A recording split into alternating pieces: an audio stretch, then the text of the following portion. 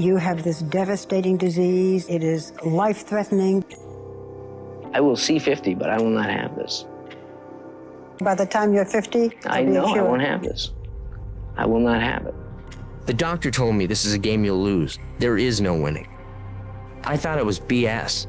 Michael J. Fox has spent the past 30 years trying to outrun his disease, until one lie nearly cost him everything. What was I going to tell my wife?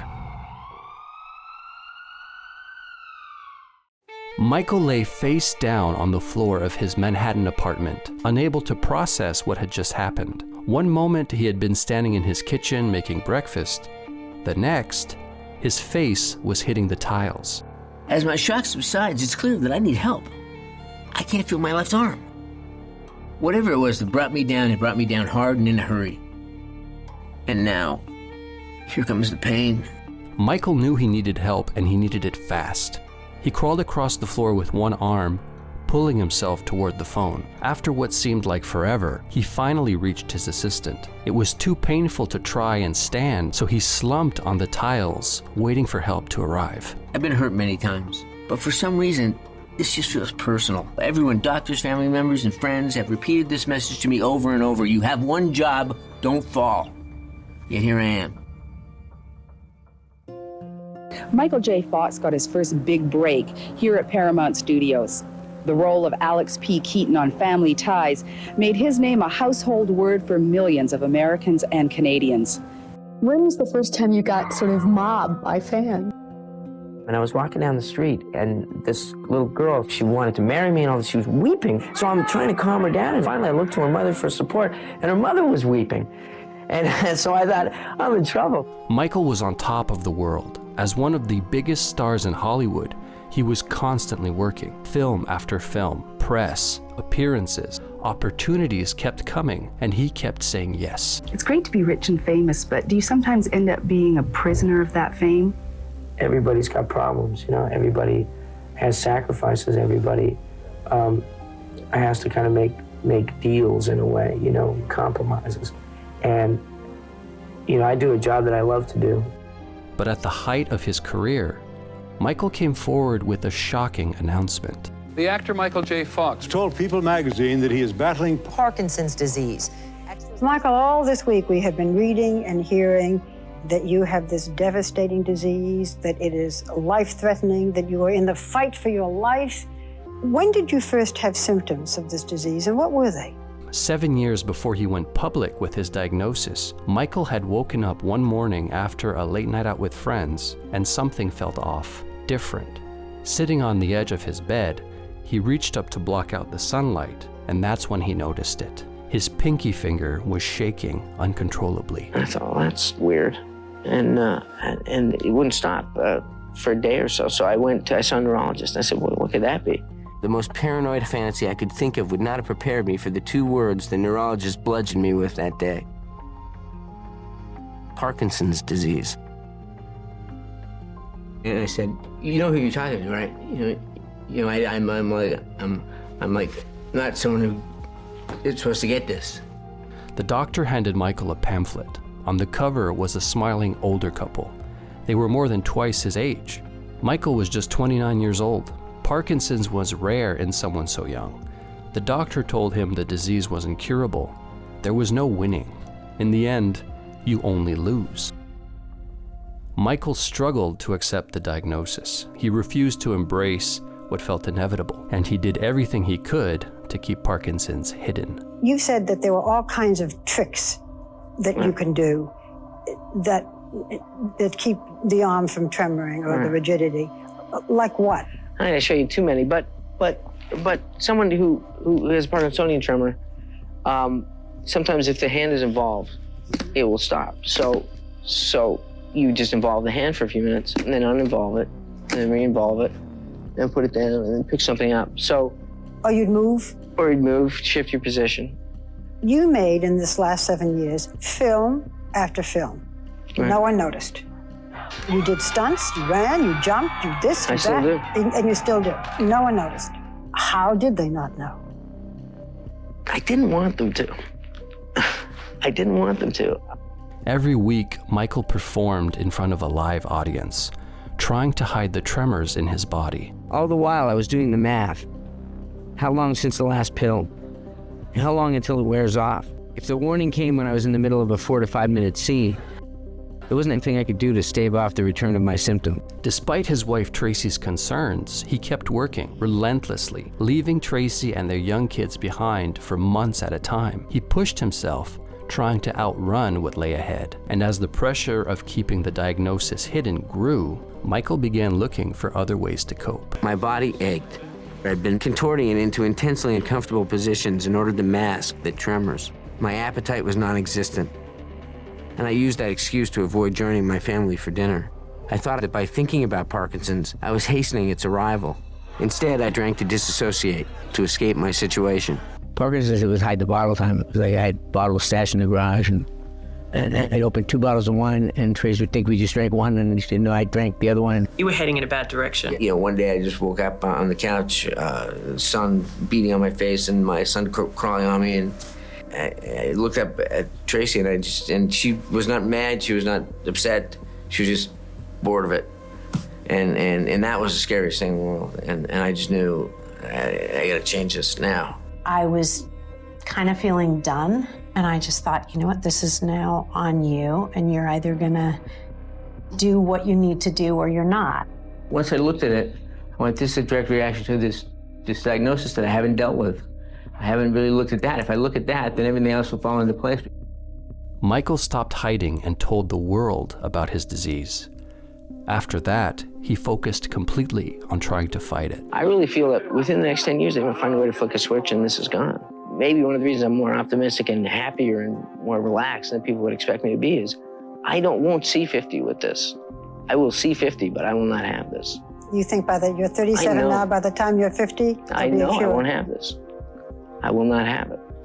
Michael launched a foundation focused on Parkinson's research. It brought scientists, doctors, and researchers together at a scale never seen before. Over time, it raised more than $2 billion, and Michael became the face of Parkinson's advocacy. Since he was diagnosed with Parkinson's disease, Michael J. Fox has projected hope and optimism. My life is so filled with positives and so filled with blessings and so filled with things that I wouldn't trade for anything in the world. But not everyone supported Michael's approach, and some questioned his motives. In this commercial, he is exaggerating the effects of the disease. He is moving all around and shaking, and it's purely an act. He can control himself enough to stay in the frame of the picture, and he can control himself enough to keep his eyes right on the lens, the teleprompter. But his head and shoulders are moving all over the place. This is the only time I have ever seen Michael J. Fox portray any of the symptoms of the disease he had. So this is really shameless, folks. This is really shameless of Michael J. Fox. Either he didn't take his medication or he's acting. Rush Limbaugh really attacked you. Yeah. How do you feel about that? Again, I don't control how people respond to it. You don't have to protect me. You don't have to step in for me and say, don't you know what this guy's dealing with? Or, just... Everybody chill. Yeah. And with Rush, it's different, though. Rush. I mean, you got to remember that he's a fanatic. Yeah. And he's a showman, and he's just, he didn't care about me or else. He didn't care about Parkinson's. He cared about how would he flame up his base. The thing about fighting him is you can't fight him because who are you trying to win over? I have to make peace with I have to understand people that have fear and ignorance. Michael devoted himself completely to the fight. He didn't slow down, he didn't step back. As the work expanded, the strain on his body grew. I've had Parkinson's for how many years, 30 years, 40 years, 100 years. And I've kind of made a peace with it. And then I had this thing happen where they found a tumor on my spine. The mass was benign, but constricting and well on its way to leaving me paralyzed. The surgery rendered me unbearably dependent. Coming out of the surgery, I had to learn to walk again. Not long after the surgery, Michael flew back to Manhattan for work, cutting short a summer vacation. Tracy worried about him being alone in the city. He was still unsteady on his feet. One of their twin daughters offered to stay with him, just in case, to help him in the mornings, to make breakfast, to help him get organized before heading to set. Michael told her he would be fine. I let her off the hook. Look, I know you and Mom talked about this and decided I shouldn't be alone, but I need to do this by myself. The next morning, I set out for the kitchen to grab breakfast. I'm in excellent form. 3 steps into the breakfast nook, I execute a quick left to avoid the banquette, and that's when it all goes sideways. Something distracts me. I lose control, 1 foot crossing over the other foot. I stop too suddenly, slide on the tile, and down I go. I was right underneath the phone against the kitchen wall on the kitchen floor, alone with a broken arm, waiting for the ambulance to show up. I couldn't believe the amount of fury I had toward myself for being so careless to do this and to let down my surgeons because I'd been so stubborn about being independent. My family had been so patient during all this. They begged me to be careful, and I laughed it off. How could I be so selfish? It's not that I tried to hurt myself. It's that I didn't try hard enough not to hurt myself. You make a sloppy turn in a doorway, and everything changes. You position your arm to break a fall, and it impacts countless lives. Parkinson's and the tumor on my spine were easier to accept than the broken arm. And then I started to think about, like, I couldn't put a shiny face on it. I couldn't make lemonade out of this. I mean, in fact, I was out of the lemonade business. I just kind of felt more sorry for myself, and I'd never done that before, and I questioned my optimism. Michael had to examine the hard truth. Why did he move through the apartment as if everything was fine? Why did he walk down the hallway to the kitchen without thinking twice, when just 6 weeks earlier he had been in a wheelchair? Have I oversold optimism as a panacea? Is it because I needed to believe it myself? Over the coming months, I will feel a shift in my worldview. Things don't always turn out. Sometimes things turn shit. I have to tell people the whole deal. So Michael decided to make a documentary that showed every side of life with Parkinson's. There was no more hiding. There was no more denial. It was his life stripped bare for all to see. What happened here? I was walking really fast, and I fell into this piece of furniture. I smashed my head. I do that, it's part of the deal is that I fall. It's a real deal. Parkinson's and gravity are real. Yeah, gravity is real. Even if you're only falling from my height. You said something along the lines, Michael, of, people are looking to me, fighting this disease, and I can't let them down. I just want to feel better. Yeah. But it's this Michael J. Fox stuff. People express to me that I make them feel better, I make them do things they might not otherwise do. And that's the most powerful thing you could ever feel, and that's a huge responsibility. And I don't want to f it up. Right. And it made me think, gosh, does Mike ever think, I don't want to be the goddamn poster child for Parkinson's disease. I don't want to have to be an example of how to do hard things. When this was handed to me and others saw nothing but loss, I saw so much more than loss. I've described having Parkinson's as being a gift, and people think I'm nuts. And, it's the gift that keeps on taking, but what it's brought into my life, the giving and the thoughtfulness and the empathy and the desire to take action, to help others, to be a witness to that is a great privilege. Back in 2002, you said that you'd hope there'd be a cure in 10 years.